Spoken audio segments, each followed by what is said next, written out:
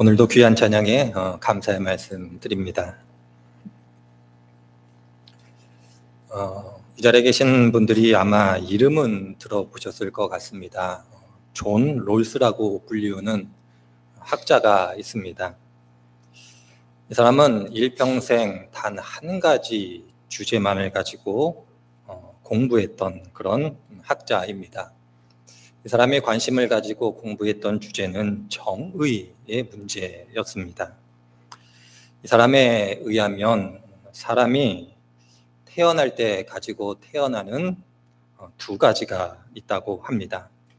한 개인이 소유하고 태어나는 것이지만 도덕적으로 정당성을 주장할 수 없는 두 가지, 그것이 있다고 합니다.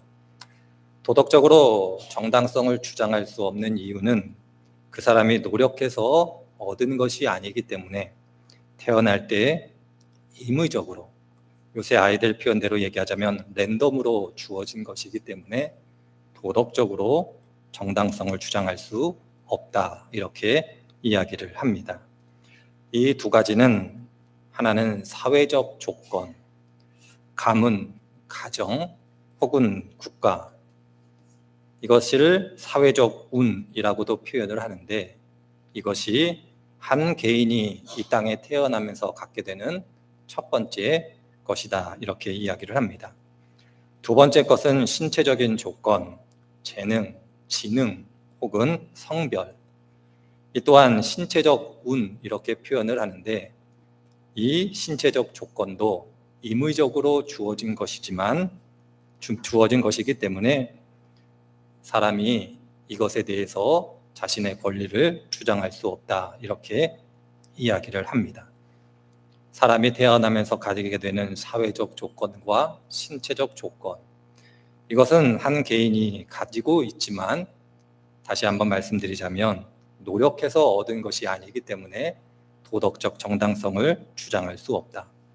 그러면서 이 학자에 의하면 정의의 문제라는 것은 이렇게 사회적으로, 신체적으로, 임의적으로 주어진 이것을 어떻게 다루는가가 정의의 문제다, 이렇게 이야기하고 있는 것을 보게 됩니다.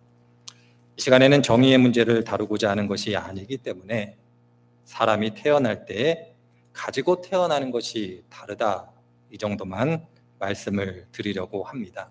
다 동의하시는 내용일 겁니다. 신체적인 조건도 그렇고 사회적 조건도 내가 선택함으로 갖게 되는 것은 아니다라는 것 다 동의하실 겁니다. 이런 차이에도 불구하고 각 사람마다 그럼에도 불구하고 공평하게 주어지는 것이 있다라면 저는 시간이라고 생각을 합니다.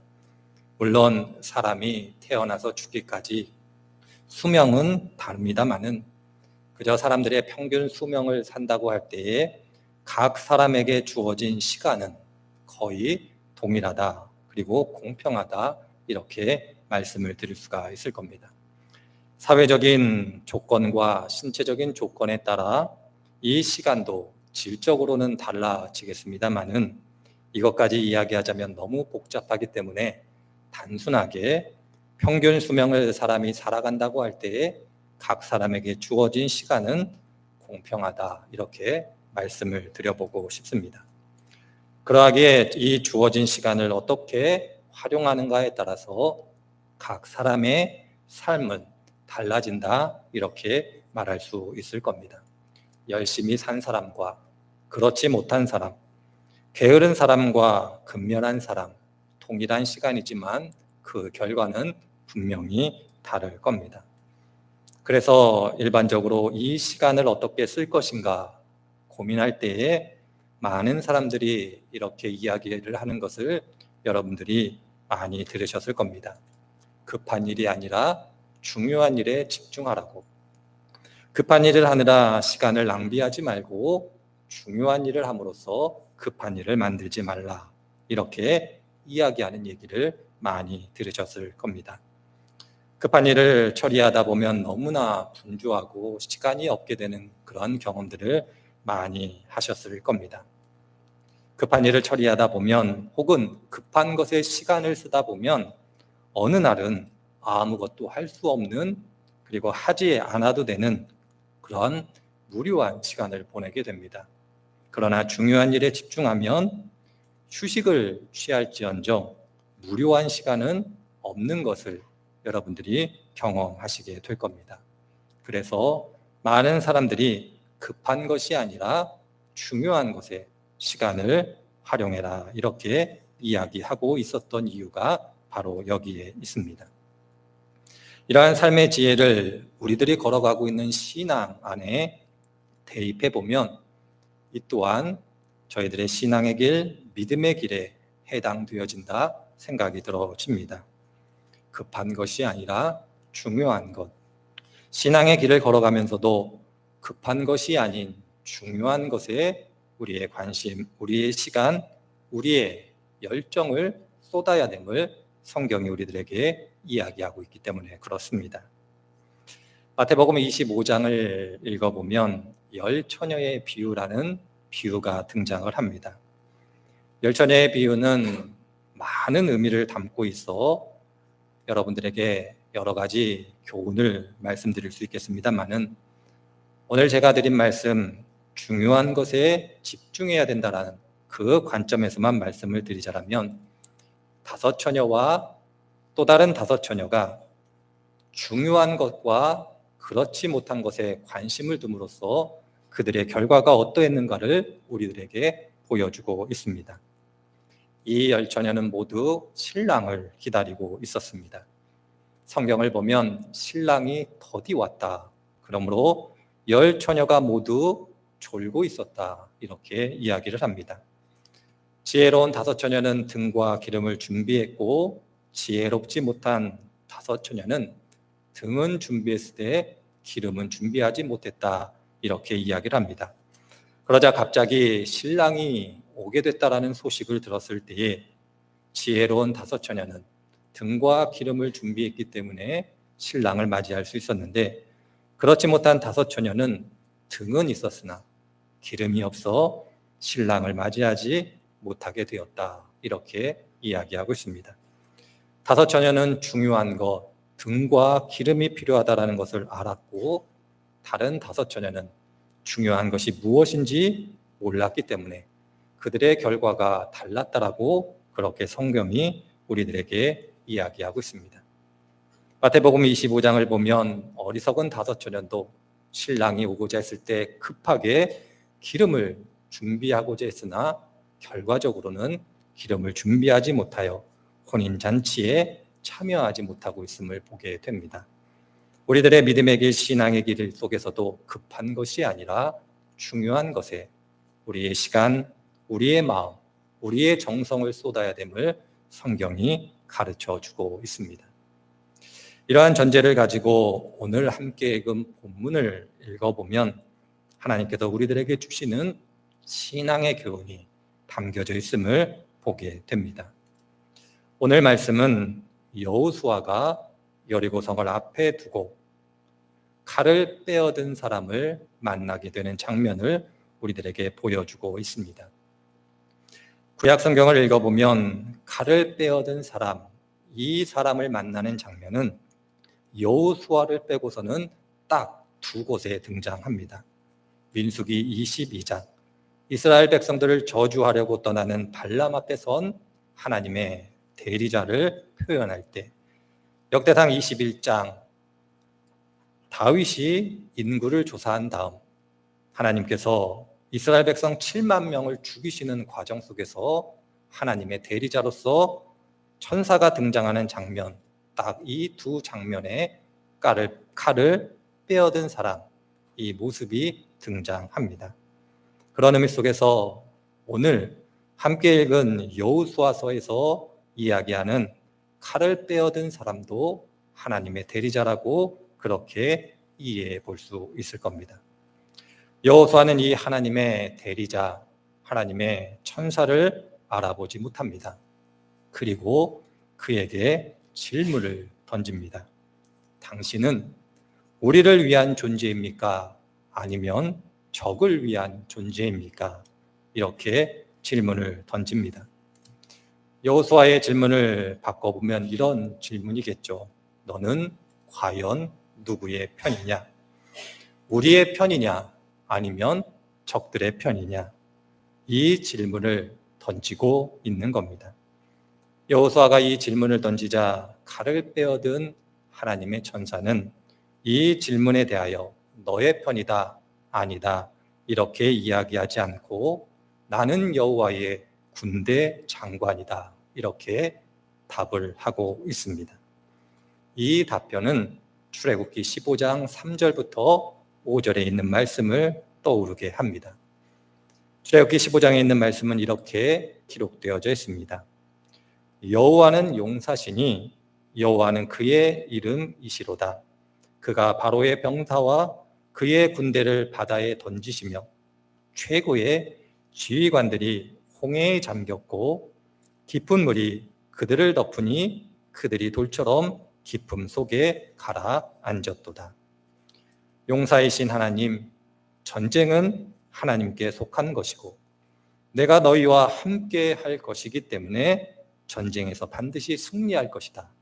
이 의미를 나는 여호와의 군대 장관이다. 이 한마디 속에 다 담겨져 있습니다. 여호수아가 질문한 내용, 하나님이 어떤 분이신가에 대한 답변, 그리고 전쟁에 승리할 것이다라는 답변이 이 한마디 속에 다 담겨져 있습니다. 이 답변을 들은 여호수아는 아마 시편 118편에 있는 말씀이 생각이 났을 겁니다. 118편에 있는 말씀은 저희들에게 큰 위로와 소망이 됩니다. 여호수아뿐만 아니라 하루하루를 살아가고 있는 저희들에게 큰 소망이 되는데 시편 118편은 이렇게 우리들에게 위로와 소망을 주고 계십니다. 주님은 내 편이심으로 나는 두렵지 않다.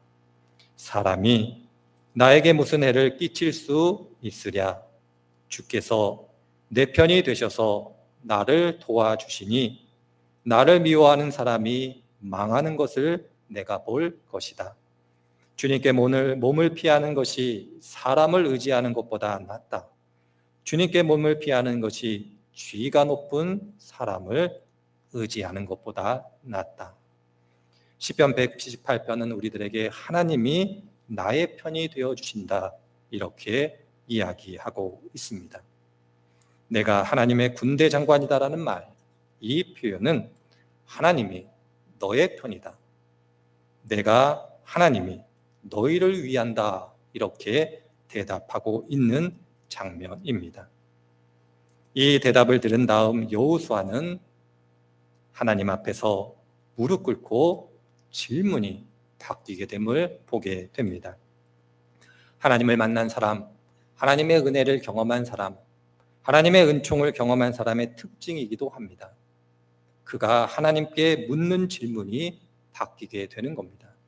나를 위한 분이십니까? 라는 질문에서 당신이 나에게 무엇을 원하십니까? 라는 질문으로 바뀌게 되는데 이것은 신앙의 안에서 그리고 오랜 교회의 역사 속에서 하나님을 만났던 모든 사람이 갖고 있었던 특징 중에 하나이기도 합니다.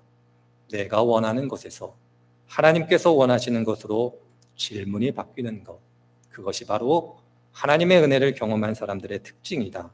그렇게 말씀드릴 수가 있을 겁니다. 여호수아가 이렇게 나에게 무슨 말씀을 하시렵니까? 질문을 바꾸어 다시 군대 장관에게 묻자 군대 장관이 다시금 대답합니다. 내가 선 곳이 거룩한 곳이니 신을 벗으라고. 그러자 여호수아가 그 말대로 신을 벗게 됩니다.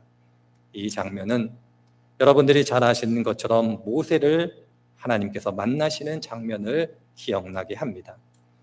한글 성경은 저희들이 구분할 수 없겠습니다만은 원문 성경을 읽어보면 출애굽기 3장과 오늘 말씀이 문법적으로 동일한 것을 보게 됩니다.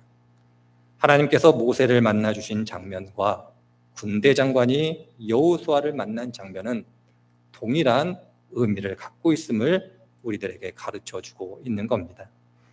성경을 통해서 저희들이 신을 벗는다는 의미가 무엇인가를 배우게 됩니다. 대략 3가지입니다. 첫 번째로는 더러운 것, 죄로부터 그 모든 것을 벗어버릴 때 신을 벗는다라는 표현을 사용합니다. 두 번째로는 내가 가지고 있는 소유를 포기하고 다른 사람에게 나누어 줄 때 신을 벗는다라는 표현을 사용합니다. 마지막 세 번째로는 하나님 앞에서 나의 한계와 나의 위치를 정확하게 알아 내 생각, 내 주장을 버리고 온전히 하나님을 신뢰하고 그의 뜻을 따르고자 할 때 신을 벗는다, 이 표현을 사용하고 있습니다. 출애굽기 3장을 통해서 하나님께서 모세에게 왜 신을 벗으라고 말씀하셨는지 그 의미를 이해할 때 오늘 군대 장관이 여호수아에게 신을 벗으라 이야기한 것도 어떤 의미인가를 발견하게 됩니다. 그것은 세 가지 의미 가운데 마지막 세 번째 의미, 하나님 앞에서 나의 한계를 알기 때문에 내 생각, 내 주장을 버리고 하나님의 생각과 주장을 따라 내가 신실히 그것을 행하겠습니다라는 결단을 의미하고 있음을 발견하게 됩니다. 바로 이 이야기를 여호수아가 듣고 행하게 됩니다. 어떻게 생각해 보면 여리고성을 앞에 두고 여호수아의 마음은 긴박했을 겁니다. 내가 이 전투 속에서 여리고성을 함락할 수 있을까? 이런 마음 속에 칼을 빼어든 하나님의 군대 장관을 만났을 때 그가 긴박하게 당신이 우리의 편이십니까? 이렇게 질문할 수 있었을 겁니다. 그리고 군대 장관이 내가 하나님이 너희의 편이다 이렇게 이야기했을 때 기뻐했을 겁니다. 말할 수 없이 기뻤을 것이고 말할 수 없이 위로와 소망을 얻었을 겁니다. 그러나 여호수아와 군대 장관의 만남은 이것으로 끝나고 있지 않습니다. 하나님이 내 편이시다, 하나님이 내 편이 되셨다, 이것으로 끝나는 것이 아니라 더 중요한 것으로 우리를 이끌어 갑니다. 긴박한 것이 아니라 중요한 것, 여리고성을 앞에 두고 하나님이 우리의 편이 되신가, 그 긴박함보다 더 중요한 것, 그것이 있음을 오늘 말씀이 우리들에게 가르쳐주고 있습니다. 그것은 하나님이 나의 편이신가? 라는 질문이 아니라 너는 과연 하나님의 편인가? 라는 질문임을 오늘 성경이 우리들에게 가르쳐주고 있습니다. 하나님께서 말씀하시는 거죠. 내가 너의 편이니 너도 나의 편이 되어줄 수 없겠냐라고. 저희들이 믿음의 길을 걸어가며 많은 경우 하나님이 나의 편이 되어주시기를 소망합니다. 하나님이 나의 편이 되어주면 감사하고 기뻐하고 신앙의 길을 걸어갑니다. 은혜이고 은총이고 감격하고 감동할 신앙의 경험입니다. 그러나 하나님은 우리들에게 다시금 말씀하시고 질문하십니다. 내가 너의 편인데 너는 나의 편이냐라고, 너는 나의 편이 될 수 있냐라고 그렇게 질문을 던지고 계시는 겁니다. 저희들이 성경을 통해서 배우는 많은 진리가 있습니다.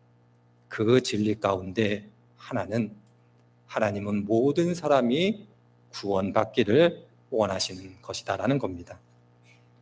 하나님은 이스라엘 백성들만의 하나님이 아니십니다. 하나님은 가나안 민족을 적대시만 하시는 하나님이 아니십니다. 누구든지 하나님의 편이 되고자 하면 하나님은 그들의 편이 되어 주십니다. 하나님의 편이 될 때에 하나님이 우리의 편이 되어 주시는 것, 아니 하나님이 먼저 우리의 편이 되어 주셨으니 너희들이 내 편이 되어 줄 수 없겠냐라고 그렇게 우리들에게 질문하고 계신 겁니다. 신앙생활에 있어서 가장 긴박한 것, 그것보다 더 중요한 것이 있다라면 하나님이 내 인생, 내 삶 가운데 고난과 역경, 환난 가운데 하나님이 내 편이 되어 주셨는가의 문제가 아니라 내가 어떤 순간에도 하나님 편에 서 있는가의 문제임을 오늘 말씀이 우리들에게 가르쳐주고 있습니다. 니느웨 성을 하나님께서 멸망하기로 작정하십니다. 그러나 그들이 돌이켜 하나님의 편이 되었을 때에 그들은 생명을 얻게 됩니다. 하나님께서 부르시고 선택한 민족이 이스라엘 백성이로되 그들이 하나님의 편이 되기를 거부했을 때에 그들은 하나님의 징계를 경험하게 되었습니다. 우리들에게 중요한 것은 하나님이 내 편이신가를 질문하기 이전에 내가 과연 하나님의 편인가? 이것이 우리들에게 필요한 가장 중요한 질문임을 잊지 말아야 할 것입니다. 이를 위해서는 오늘 성경은 우리들에게 신을 벗으라고 그렇게 말씀하고 있습니다. 우리가 신고 있는 신을 벗어버리지 않는다라면 내가 하나님의 편이 될 수 없다라고, 하나님의 편이 되고자 원한다라면 신을 벗으라고 그렇게 하나님께서 우리들에게 이야기하고 있습니다. 문제가 있지요. 그 문제는 내가 신고 있는 신을 벗기가 쉽지 않다라는 겁니다. 내 생각, 내 자아, 내 주장, 내가 옳다고 하는 것, 그것을 다 벗어버려야 되는데 그것이 과연 쉽겠는가 생각해 보면 나도 알고 여러분들도 알고 하나님도 아시지만 쉽지 않다라는 겁니다. 그런데 하나님께서 우리들에게 말씀하시는 것은 무엇이냐면 신을 벗는 것이 쉽지 않다라는 것을 하나님도 알고 계시다라는 겁니다. 그러하기에 더 중요한 것이 있다라면 과연 나에게 신을 벗는 것이 쉽지 않다라는 것을 알고는 있으나 진실이 신을 벗고자 하는 마음이 있는가, 그 마음을 살펴보라는 것이 하나님의 권면의 말씀입니다. 요한복음 5장을 보면 베데스다 연못가에서 38년 된 병자가 있었음을 우리들에게 보여주고 있습니다. 이 병자가 베데스다 연못가에 있었던 이유는 여러분들이 잘 아시는 것처럼 어느 날 갑자기 천사가 내려와 연못의 물을 움직이게 할 때 누구든지 먼저 들어가면 어떤 병이든지 나을 수 있는 기적의 연못이었기 때문에 그 병자가 우물가에 있었습니다. 그럼에도 불구하고 그 병자의 고백, 그리고 성경이 우리들에게 말하는 바대로 이야기하자면 자신의 능력으로는 결코 그 우물에 들어갈 수 없었던 사람이 병자였습니다. 간절히 병이 낫기 위하여 베데스다 연못에 가 있었으나 천사가 내려와 연못이 움직여도 자신의 힘과 능력으로는 들어갈 수 없어서 다른 사람이 병이 낫는 것을 목격할 수밖에 없는 그 사람이 38년 된 병자라고 그렇게 우리들에게 이야기하고 있습니다. 그때 예수님께서 그 병자에게 와 이렇게 질문하고 계십니다. 내가 낫고자 하느냐? 진실이 내가 낫고자 하느냐? 이렇게 예수님께서 질문하셨을 때에 그 38년 된 병자가 예수님께 말씀합니다. 내가 진실이 낫기를 원합니다. 예수님께서 이 말씀을 들으시자 그에게 뭐라고 말씀하십니까? 내가 나았으니 이제 돌아가도 좋다. 그렇게 말씀하시는 예수님을 보게 됩니다. 천사가 내려오지도 않았고 우물이 동하지도 않았고 누가 그를 우물에 집어넣지도 않았음에도 불구하고 그는 병이 낫게 됩니다. 단 한 가지, 내가 낫기를 진실이 원합니다. 예수님께 그 말을 한마디 했기 때문에 그는 38년 된 병으로부터 노임을 받게 되었습니다. 어찌 생각해 보면 우리들도 동일하다 그렇게 생각이 들어집니다. 내가 신을 벗고자 하느냐? 내가 진실이 내 편이 되고자 하느냐? 그렇게 하나님께서 물어보실 때 하나님께 지체 없이 네, 내가 신을 벗고자 합니다. 내가 하나님의 편이 되고자 합니다. 그렇게 진실이 대답하면 하나님께서 그의 전능하심을 따라 우리의 신을 벗겨주실 것이고 우리를 하나님의 편에 서게 하실 것입니다. 이것이 은혜이고 이것이 복음이고 이것이 사랑이다라고 성경이 우리들에게 가르쳐주고 있습니다. 중요한 것은 믿음의 길, 신앙의 길은 나의 능력과 힘으로 하는 것이 아닙니다. 하나님께 간절히 진실이 하나님이 원하신 것을 소망할 때 하나님께서 이루어 주시는 것이 믿음의 길, 소망의 길입니다. 신을 벗게 하시고 하나님의 편으로 빚어가시는 것, 이것이 바로 오늘 말씀이 우리들에게 주시는 신앙의 교훈입니다. 여러분들은 진실이 하나님 편에 서고 싶으십니까? 하나님의 편에 서심으로 하나님이 여러분들의 편이 되시기를 원하십니까? 그러시면 신을 벗으셔야 합니다. 신을 벗고자 하십니까? 그렇다면 진실이 하나님께 내가 신을 벗고자 합니다라고 간절히 소망해야 할 겁니다. 이 소망을 따라 하나님께서 우리들을 세우시고 바꾸어 가시는 은혜가 주어질 겁니다. 이 자리에 계신 한 분 한 분들 삶의 자리 가운데 어찌 생각해 보면 눈앞에 여리고가 있으실 겁니다. 마음이 분주할 수도 있고 마음이 심란할 수도 있고 너무나 급하여 하나님이 내 편이 되어주시기를 소망하실 수도 있을 겁니다. 그러할 때에 더더욱 내가 하나님 편인가를 질문해 보시고 내가 하나님의 편에 서고자 한다면 의심하지 않으시기를 바랍니다. 분명한 것은 여러분들이 하나님 편이 되고자 하실 때 이미 하나님이 여러분들의 편이심을 기억하시는 복된 성도님들이 되시기를 주님의 이름으로 축원을 드립니다.